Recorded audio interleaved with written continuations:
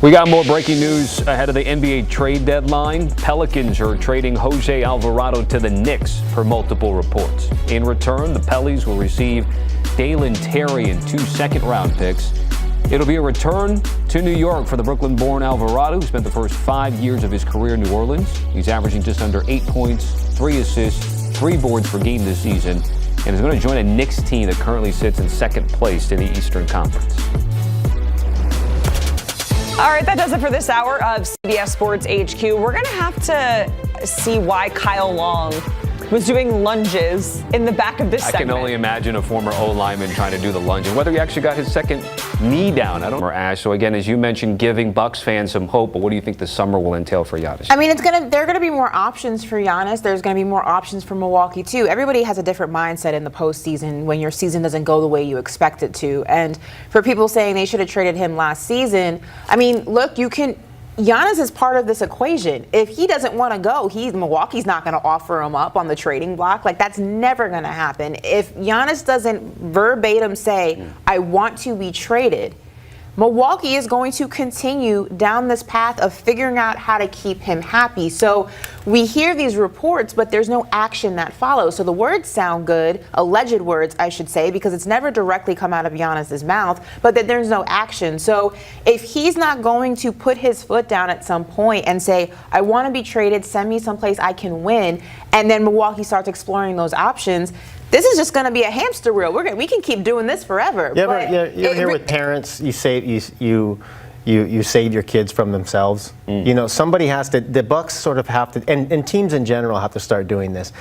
Sometimes you got to save the superstar and say, we're going to trade. Realistically, that's not because they don't want to ask. ask. If you're a New York Knicks franchise, a Lakers franchise, because they're seemingly a Bucks, they're in the conversation of smaller market, hard to keep your superstar. No, it is, and you're probably never going to get another Giannis. They won a championship there. I do get that side of it, but with everything in life, there's an end point, and hanging on to things too long and not being willing to call all you're doing is digging your hole further. Very difficult decision to make, but I think in this case, Milwaukee sort of has to save Giannis from himself. He doesn't want to have to be the one to come out and say, trade me, but Milwaukee has to sit back and look and say, we can't put a contender around him. We can't. So we're just going to do this dance again in June. Everyone knows that. All right, we'll continue to keep tabs on Giannis Antetokounmpo, and to Ash's point, we still have a little bit of time before that 3 p.m. deadline. Who knows? Ash, I want to turn to you to the Knicks. Jose Alvarado coming via New Orleans. My Knicks orange, baby. Let's go. I think I saw Josh Hart take to X and said, okay, Jose, back to being in the boroughs in Manhattan. What are we thinking? What's the instant reaction? I'm excited. I think he is a gritty player. Shout out to Brooklyn, baby. Another Brooklyn kid. You know what time it is. Listen, he's coming home, a hometown kid. Look, he's not the player who's going to give you 20 points a night every night. That's just not going to happen. But he is the guy who brings the Knicks back to that character trait of just being gritty. Yeah, and the Garden will like him. Being ruthless. His energy. And just playing that 90s style basketball where it's like, I'll slide on the floor if I have to. I'll skin my knee. I'll throw hands and fight somebody if I have to. And the Knicks, I think, have been looking for that grittiness in their defense. It's what defined them during the Tom Thibodeau era. Although I think we're seeing a much better offensive Knicks team, we have struggled at times to see them play that gritty New York style basketball. This guy right here is the epitome of that. Hopefully it's a trickle-down effect to the rest of the guys in that locker room. And sometimes all it takes is one. That's why PJ Tucker was a great guy to have on your team, because sometimes all you need is that one pit bull to get the situation going.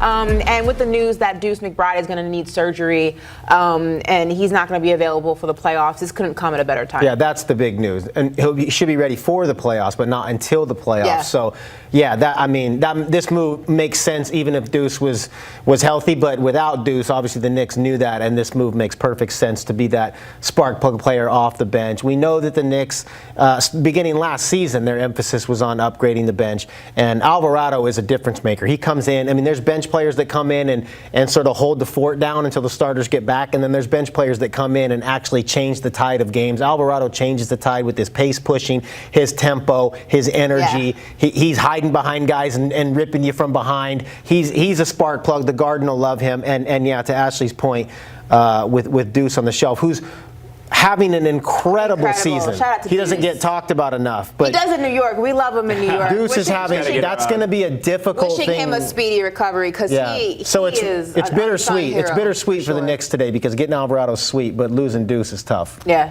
So that's the latest trade. In the last 24 hours, we've seen some big names like James Harden, Jaren Jackson, Anthony Davis get moved. If I were to ask you, give me either player or team that you were looking out for before this 3 p.m. Eastern trade deadline. Well, John Morant. I mean, he's the Probably the big fish now, right? Yeah, he's the guy that, and you look at a team like the Wizards and everybody's saying, what are they doing? Anthony Davis is damaged goods and Trae Young is a loser. And, you have all these things that people say, well, some teams are in a position where they have to take a swing on some risk.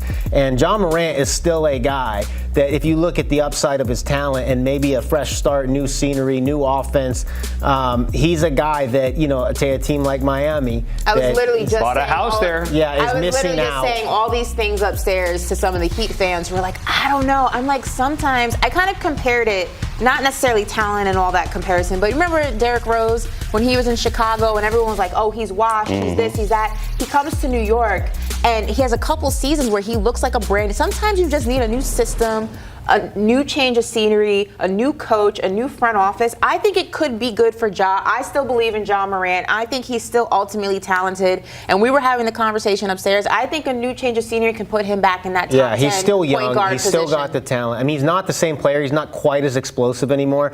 But I always think, I go outside of basketball when I think about these guys who've sort of lost their way, but they're still ability-wise and age-wise, they're still in their prime.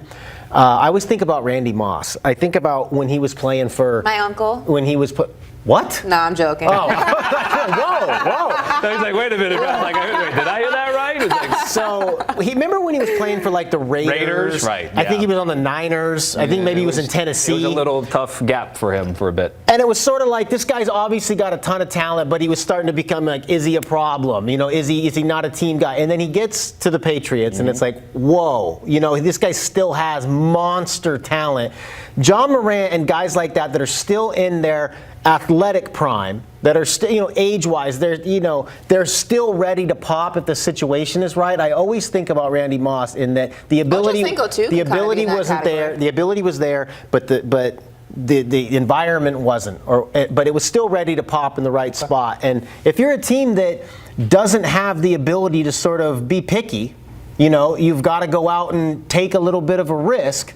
John Morant is the guy to watch right now because they already traded Jaren Jackson. They traded Desmond Bane. They're rebuilding. He's going to go. I'm also looking at Houston, not necessarily for a particular name, but they got to figure out what they're going to do at that point guard position. There have been some names that we thought Kobe White. Kobe White, for example, I thought he was going to go to Houston. But if you look at that game last night against Boston, I mean, they got steamrolled, and they desperately need somebody to run that offense because there are times where they're almost standing still. Like, it's tough to watch. And I believe that they are a team right now in playoff contention, but a lot of people had them. You win the trade with For Kevin what they Durant. did in the offseason? It was like, Yeah. oh, they